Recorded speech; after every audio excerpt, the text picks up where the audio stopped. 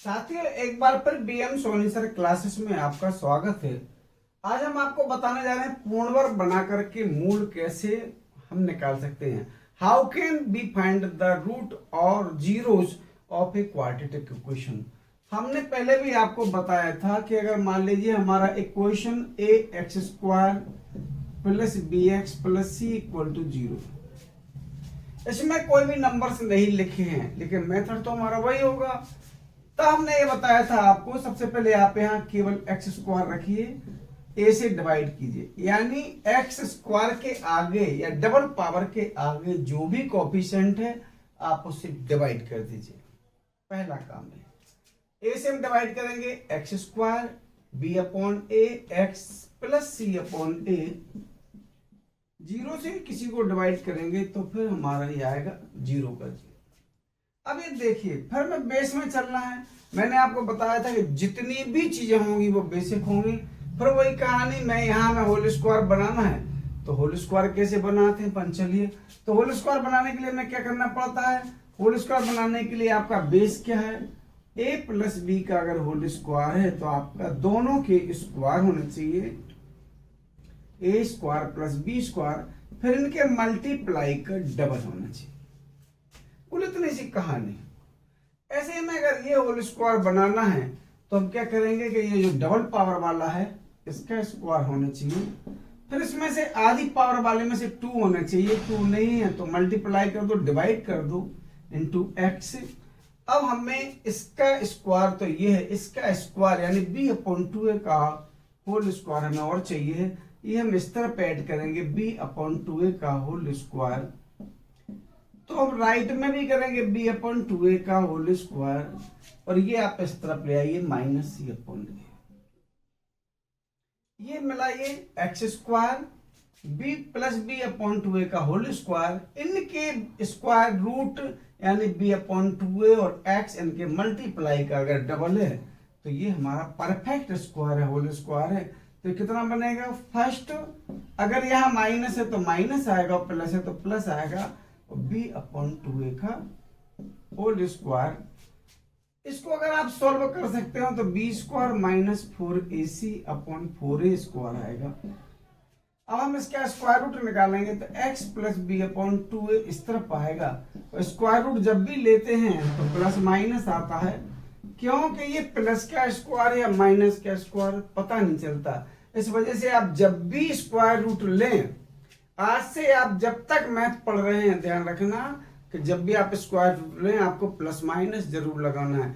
अगर आप plus minus नहीं लगाएंगे इसका मतलब है कि जो 2 पावर का आपका एक क्वेश्चन था, प्लस माइनस आप भूल जाएंगे तो आप माइनस नहीं लगाएंगे, केवल प्लस ही लगाएंगे ना, तो फिर आपकी एक वैल्यू निकलेगी। जैसे एक्स स्क्वायर इक्वल टू अगर 4 है तो एक्स स्क्वायर इक्वल टू 4 का मतलब है कि एक्स की 2 वैल्यू होंगी, एक +2 और एक -2, क्योंकि +2 का भी स्क्वायर 4 है और -2 का भी स्क्वायर +4 है। लेकिन अगर आप चूक गए और एक्स स्क्वायर इक्वल टू 4 में एक्स इक्वल टू 2 लिख गए, इसका मतलब है कि आपने मिस किया है, एक वैल्यू आप खा गए हैं, जो कि गलत हो सकता है।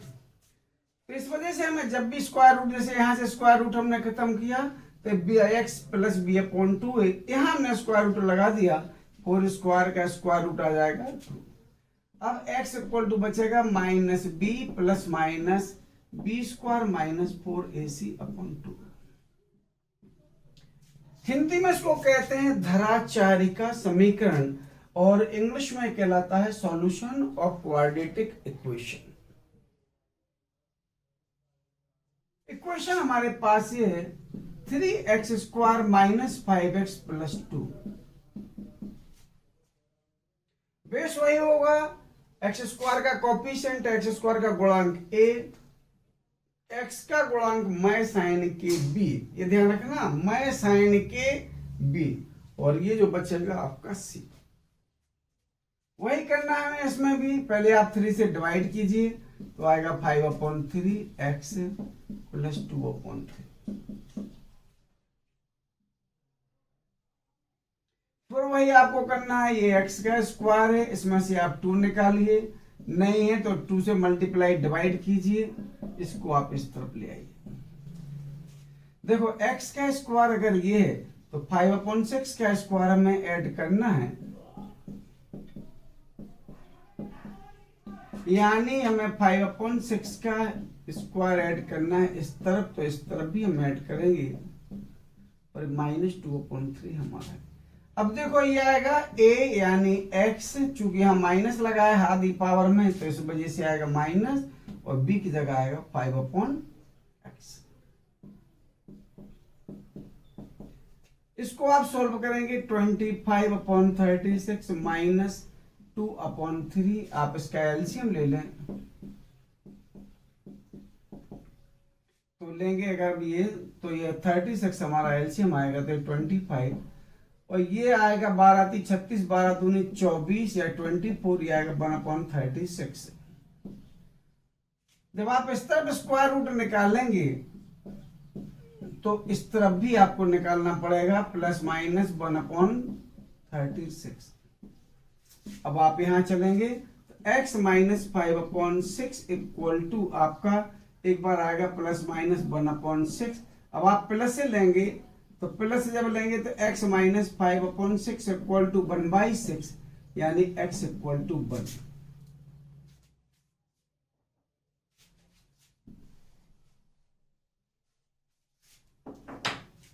और जब आप माइनस से लेंगे तो x माइनस से जब लेंगे तब x - 5/6 इक्वल टू -1/6, और ये इस तरफ आएगा तो x इक्वल टू 5/6 - 1/6, यानी 4/6, यानी 2/3।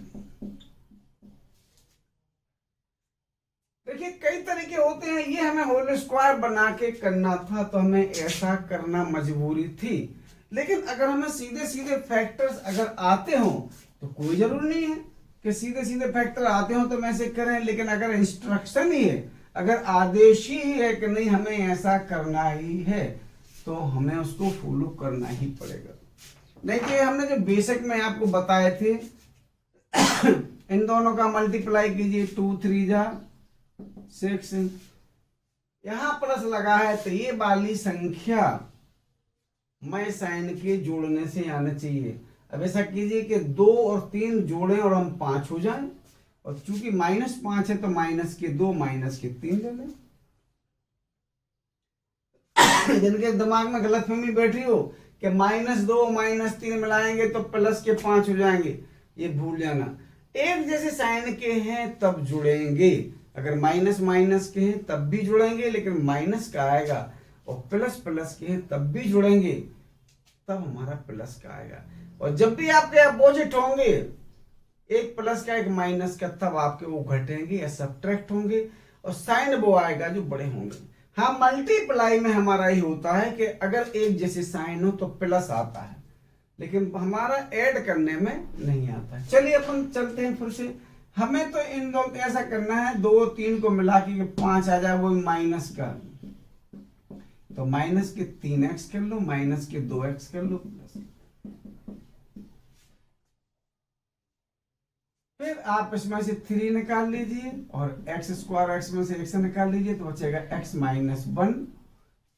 एक चीज ध्यान रखो कि अगर 1 केवल बचता है और उसका कोई साथी नहीं है तो लिखना मजबूरी है। जैसे 3x हमने निकाला, यहाँ कुछ नहीं बचेगा तो क्या हम लिखेंगे? नहीं लिखेंगे। माइनस के बाद हमारा पूरा निकल गया तो 1 बचेगा, लेकिन अगर कुछ और इसके साथ होता है तो फिर हम वही लिख देते हैं, 1 नहीं लिखते।